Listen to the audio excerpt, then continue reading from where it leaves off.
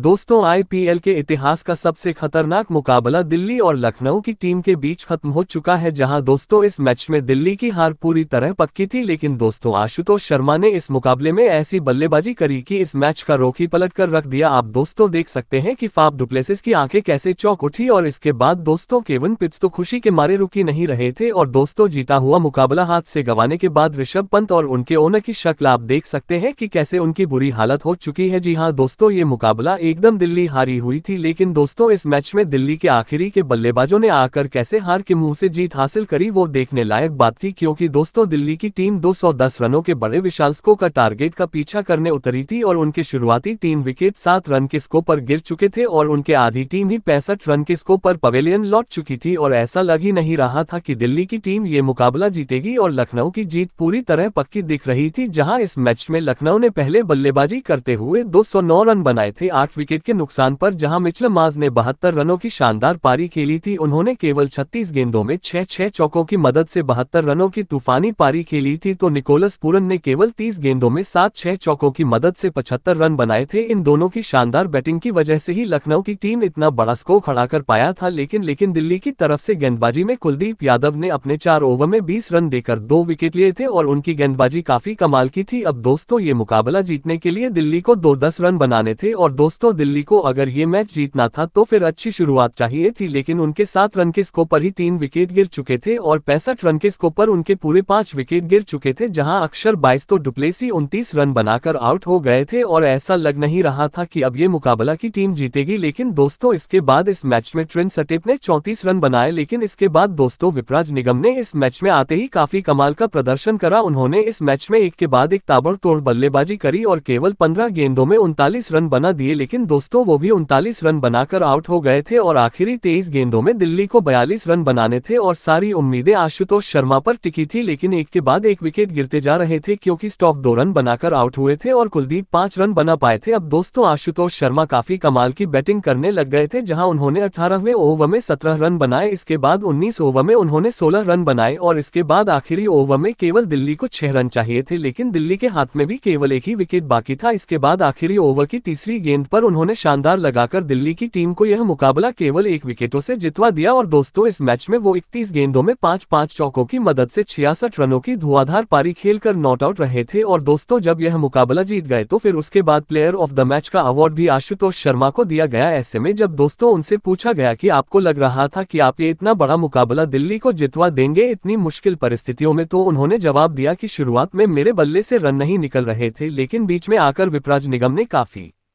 कमाल की बल्लेबाजी करी और इसके बाद मैंने इस मैच को खत्म कर दिया। मैंने पिछले साल भी कुछ ऐसे प्रदर्शन किए थे और इस वजह से मुझे थोड़ा बहुत कॉन्फिडेंस था। आशुतोष शर्मा ने इस मुकाबले में दिल्ली को जीत दिलवाने के बाद सभी को चौंका दिया और दिल्ली की टीम ने ये रोमांचक मुकाबला केवल 1 विकेट से जीतकर जीत से खाता खोल लिया है। ऐसे में दोस्तों यह मुकाबला आपको कितना रोमांचक लगा था, अब अपनी कीमती राय हमें नीचे कमेंट में जरूर बताएं।